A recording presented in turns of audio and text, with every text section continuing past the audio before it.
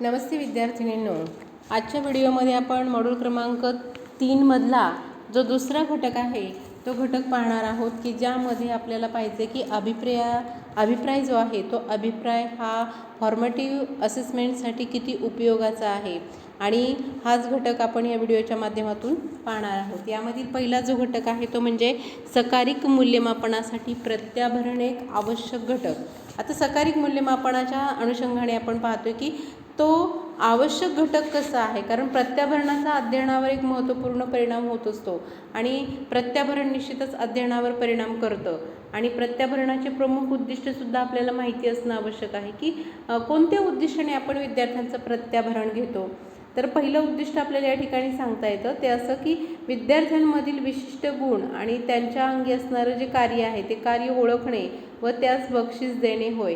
हे पहिलं उद्दिष्ट त्या ठिकाणी आपल्याला सांगता येतं की ज्यावेळेस विद्यार्थ्यांमध्ये विविध गुण असतात, विद्यार्थी विविध गुणांनी संपन्न असतात, विद्यार्थ्यांमध्ये विविध सुप्त गुण लपलेले असतात आणि ते सुप्त गुण ओळखण्याचं कार्य शिक्षकाला करायचं असतं आणि त्यांच्या सुप्त गुणांना वावसुद्धा शिक्षकांनी द्यायचा असतो। मग अशा वेळेस त्यांना त्यांच्या अंगामधील जे काही सुप्त गुण आहेत ते गुण आणि त्यांचं कार्य ओळखून त्यांना बक्षीस देणे हे प्रत्याभरणाचं एक प्रमुख उद्दिष्ट असतं।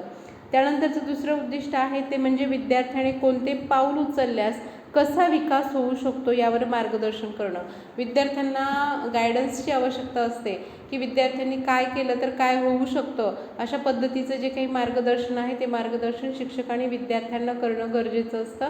आणि आपण या ठिकाणी म्हणू शकतो की विद्यार्थी जर गणितामध्ये हुशार असेल तर विद्यार्थ्यांनी काय करावं, कुठला अभ्यास करावा, कोणती साईड निवडावी या संदर्भातलं मार्गदर्शन शिक्षकाने विद्यार्थ्यांना करणं गरजेचं असतं आणि हेच प्रत्याभरणाचं आणखी दुसरं उद्दिष्ट असलेलं आपल्याला सांगता येतं। त्यानंतरचं तिसरं उद्दिष्ट आहे ते म्हणजे विद्यार्थ्यांना त्यांच्या मूल्यांकनावर कृती करण्यासाठी प्रोत्साहित करणे। विद्यार्थ्यांना जे काही गुण मिळालेले असतात ते गुण ते त्या ठिकाणी त्यांनी त्या अनुषंगाने जास्तीचं कार्य करण्यासाठी त्यांना प्रोत्साहित करणे, त्यांना कृती करण्यासाठी प्रोत्साहन देणे हे काम शिक्षकानं करणं गरजेचं आहे। हेच प्रत्याभरणाचं तिसरं उद्दिष्ट आहे पहा। त्यानंतरचं चौथं उद्दिष्ट सांगता येतं ते म्हणजे विद्यार्थ्यांची क्षमता, मूल्यमापन करण्याची क्षमता आणि त्यांची सवय, अध्ययनाच्या सातत्याचा विकास करणं। विद्यार्थ्यांच्या अंगी वेगवेगळ्या सवयी असतात, विद्यार्थ्यांमध्ये वेगवेगळ्या क्षमता असतात आणि मग विद्यार्थ्यांच्या ह्या क्षमता ज्या आहेत या क्षमता त्याचं मूल्यमापन करण्याची त्यांची जी क्षमता आहे ती क्षमता आणि त्यांची सवय, अध्ययनाच्या सातत्याचा विकास करणं हे सगळे उद्दिष्ट डोळ्यासमोर ठेवले जातात प्रत्याभरणाच्या उद्दिष्टांमध्ये। त्यानंतरचं शेवटचं आणि पाचवं उद्दिष्ट आहे प्रत्याभरणाचं ते म्हणजे विद्यार्थ्यांनी जे काही गुण मिळवलेले आहे, विद्यार्थ्यांनी जे गुण मिळवलेले असतील किंवा जी काही ग्रेड मिळवलेली असते त्याचं जस्टिफिकेशन करण्यास त्यांना मदत करणं हेही त्या ठिकाणी उद्दिष्ट प्रत्याभरणाचं आहे। आता हे जे काही प्रत्याभरण आहे हे प्रत्याभरण आपण विद्यार्थ्यांना अध्ययनात फायदा होण्यासाठी करत असतो, कारण विद्यार्थ्यांना प्रत्याभरणाचा निश्चितच फायदा होत असतो, तो त्याच्या अध्ययनात त्यांना कसा करून घेता येईल यासाठी आपण प्रत्याभरण करत असतो। आणि प्रत्याभरण हे कसं असावं तर प्रत्याभरण हे रचनात्मक असलं पाहिजे। प्रत्याभरण कसं असलं पाहिजे तर ते रचनात्मक असलं पाहिजे आणि प्रत्याभरण हे सगळ्यात महत्त्वाचं योग्य वेळी केलेलं असावं। योग्य वेळी, योग्य ठिकाणी आणि योग्य वेळी जर ते प्रत्याभरण दिलं तर त्याचा फायदा विद्यार्थ्यांना करून घेता येतो आणि म्हणून प्रत्याभरण हे योग्य वेळेवर असावं आणि सगळ्यात महत्त्वाचं प्रत्याभरण हे अर्थपूर्ण असावं। प्रत्याभरण कसं असावं तर ते अर्थपूर्ण असावं, त्याच्यामागे त्याचा मतितार्थ आपल्या लक्षात येणं आवश्यक आहे। कुठला तरी उद्दिष्ट डोळ्यासमोर ठेवूनच आपण प्रत्याभरण करत असतो आणि म्हणून प्रत्याभरण हे मौल्यवान ठरतं।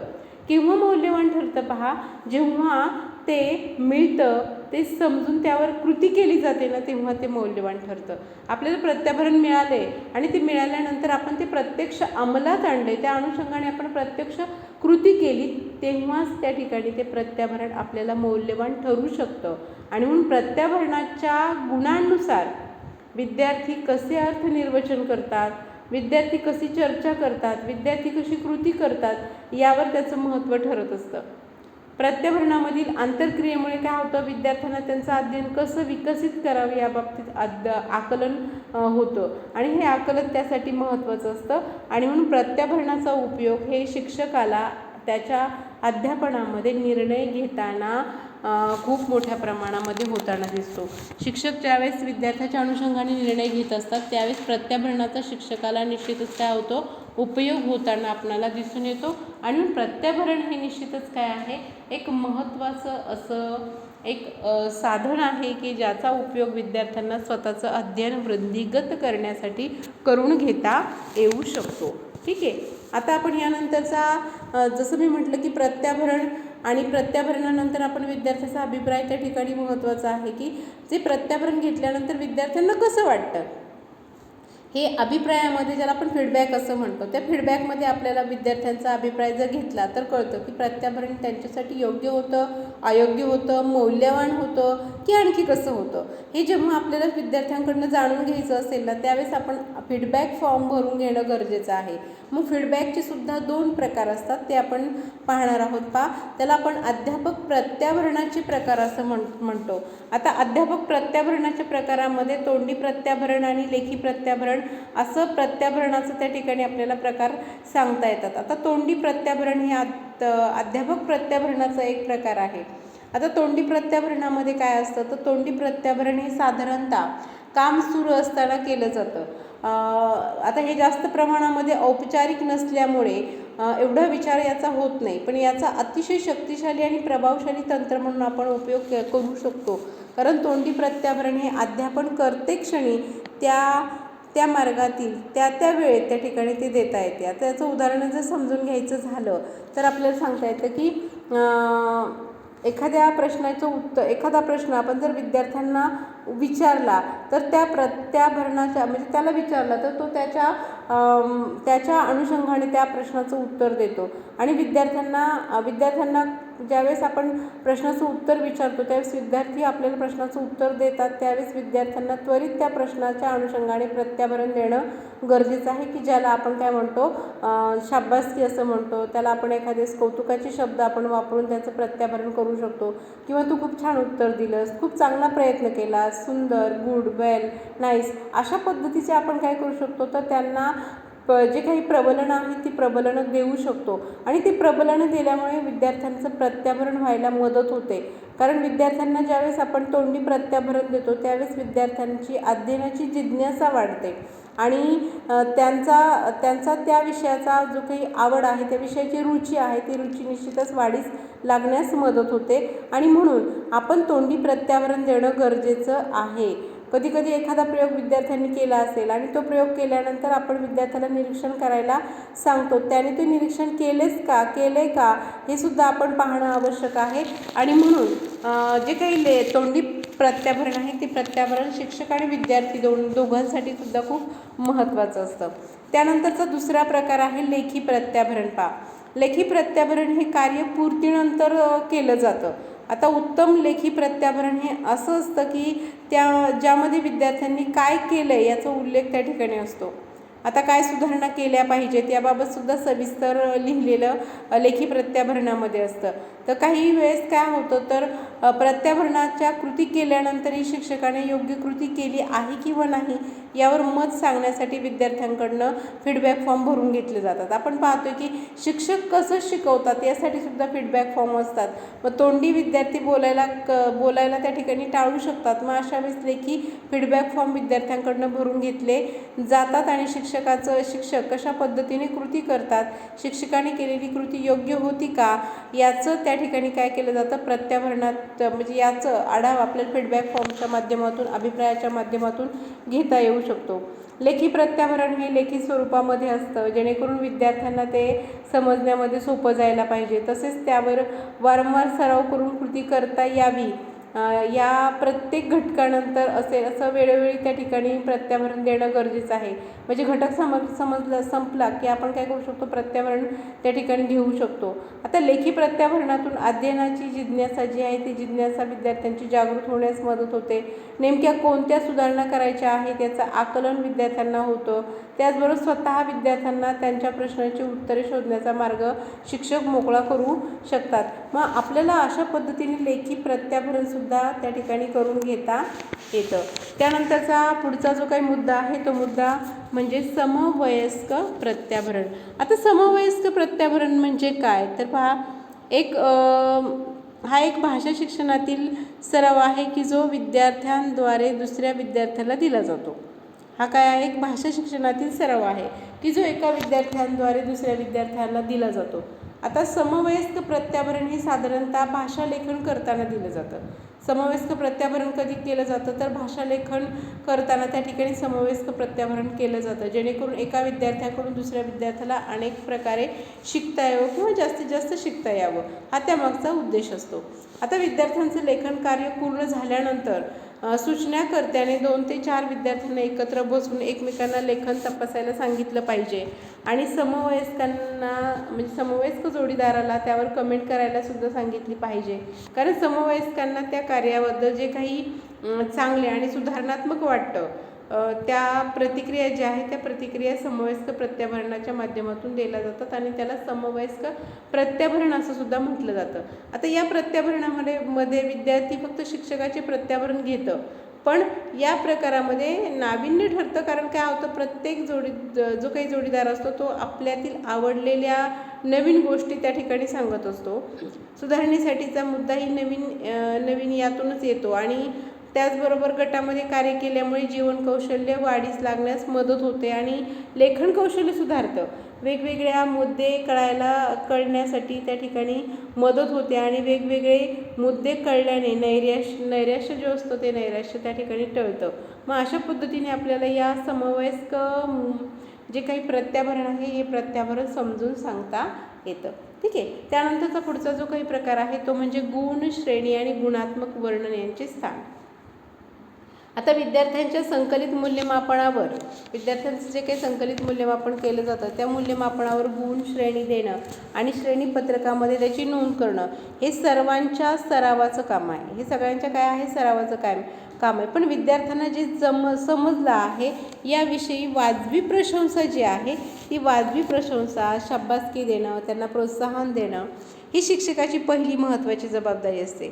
आणि रोजच्या व्यवहारामध्ये दुसऱ्याच्या गुणाचं कौतुक करणं हे पण या ठिकाणी अनुभवानेच आलेलं आपल्याला दिसून येतं. कारण चांगलं अक्षर असणारे, चांगले आकृत्या काढणारे, निबंधातले चांगल्या कल्पना मांडणारे, एखादं चित्र, एखादी रांगोळी काढण्याचं कौशल्य असणारं, त्याचबरोबर वर्ग सजावट असेल, वर्ग सजावट करण्याचं कौशल्य असेल, नीटनेटकापणा असेल, नकला करण्याची जी काही आवड असेल ती आवड असेल, त्याचबरोबर वेगवेगळ्या प्रकारे विद्यार्थ्यांचे जे काही कलागुण आहेत ते कलागुण आपल्याला यातून वाढीस लावता येऊ शकतात.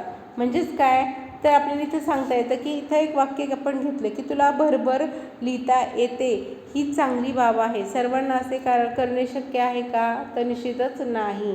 प्रत्येकाला भरभर आणि स्वच्छ अक्षरामध्ये लिहिता येईलच असं नाही. त्याचबरोबर तू म्हटलेली कवितेची चाल वेगळीच आहे, ऐकायलाही चांगली वाटली. कधी कधी त्याच चालीच्या कविता आपल्याला ऐकून कंटाळा येतो आणि मग आपण वेगळ्या चालीची कविता त्या ठिकाणी वेगळ्या चालीत कविता म्हणायला सुरुवात करतो आणि मग त्यावेळेस त्याला प्रोत्साहन देणं त्या ठिकाणी गरजेचं असतं. आणि म्हणून जे काही विद्यार्थी आहेत त्या विद्यार्थ्यांनी काय केलं पाहिजे तर त्यांना प्रोत्साहन देण्याचं काम केलं पाहिजे. मग कवितेला चाल जर वेगळी असेल ती ऐकायला सुद्धा त्या ठिकाणी जर आवडली असेल तर आपण काय करू शकतो, त्याचं नाव, त्याची जी काही नाव नोंदणी आहे ती नाव नोंदणी करून घेऊ शकतो आणि विद्यार्थीचा सहभागसुद्धा आपल्याला त्या ठिकाणी जाणून घेता येऊ शकतो. त्याचबरोबर आपण पाहिलं आहे की विद्यार्थ्यांना जे छान येतं ना त्याविषयी आता मुलांना येत नाही ते कसे सांगायचे व मूल नाउमेद न होता त्या ठिकाणी उमेद न हारता विद्यार्थ्यांनी त्याची काळजी कशा पद्धतीने घेतली पाहिजे ह्याचाही विचार त्या ठिकाणी करण्याची आवश्यकता असते. त्याचबरोबर एखाद्या विद्यार्थ्याचं अक्षर खूप छान आहे, फक्त जोडाक्षर लिहिताना त्याच्या लक्षात येत नाही. मग ज्या अक्षराचा उच्चार आधी ते अक्षर आधी आणि ज्या अक्षराचा उच्चार नंतर ते अक्षर नंतर अशा पद्धतीने आपण काय करू शकतो, त्यांना माहिती देऊ शकतो, जेणेकरून जोडाक्षर लिहिताना विद्यार्थ्यांना कोणत्याही पद्धतीची अडचण येणार नाही. त्याचबरोबर आपण जी काही आकृत्या विद्यार्थ्यांना शिकवतो मग आकृती बरोबर त्या ठिकाणी रेषा जाड यायला लागली की पेन्सिलला टोक करून द्यायचे, म्हणजे ती आकृती त्या ठिकाणी सुरेख काढता येऊ शकते. त्याचबरोबर विद्यार्थ्यांना जे येतं आहे आणि त्यांना त्यांचे येता जाता वाजवी कौतुक करत राहावं, चुका सांगताना प्रथम त्या ठिकाणी काय येतं हे सांगता आलं पाहिजे आणि सुरुवात तिथूनच केली पाहिजे. म्हणजे विद्यार्थ्यांना स्वतःचे जे स्थान आहे ते स्थान प्रत्याभरणामुळे वृद्धिंगत व्हायला मदत होते आणि त्यांच्यामध्ये ज्या क्षमता असतात त्या क्षमतांचा विकास होण्यास मदत होते. ठीक आहे.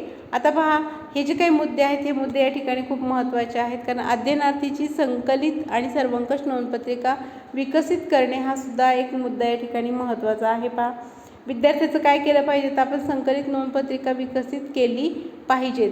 विद्यार्थ्याचं मूल्यमापन करत असताना वर्षाअखेरीत प्रगती पुस्तक तयार केलं जातं आणि त्यात विद्यार्थ्यांच्या पूर्ण वर्षाचं रेकॉर्ड त्या ठिकाणी विहित नमुन्यामध्ये दिलेलं असतं. आता असं त्या ठिकाणी 1ली ते 5वीपर्यंत सातत्यपूर्ण सर्वंकष मापनानुसार जी मूल्यमापनाची किंवा जी नोंदपत्रिका तयार केली जाते त्या संकलित नोंदपत्रिका असे म्हटले जाते. आता संकलित नोंदपत्रिकेचा हेतू काय असतो, तर पहिला हेतू आपल्याला सांगता येतो तो म्हणजे एका दृष्टिक्षेपामध्ये विद्यार्थ्यांची प्राथमिक व उच्च माध्यमिक शिक्षणाची प्रगती कळते. त्याचबरोबर विद्यार्थ्यांच्या वैयक्तिक आणि कौटुंबिक माहितीचा सविस्तर तपशील त्यामध्ये आढळतो.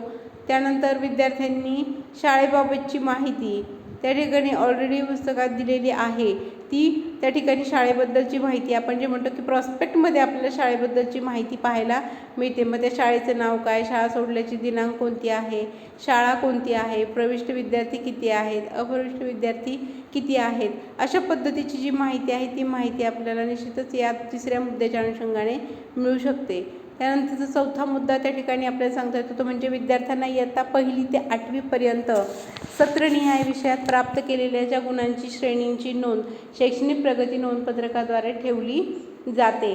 त्याचबरोबर विद्यार्थ्यांनी घेतलेले जे विविध शासकीय योजनांचा प्रभावी जो काही लाभ आहे त्या लाभाची नोंद त्यामध्ये असणं आवश्यक आहे.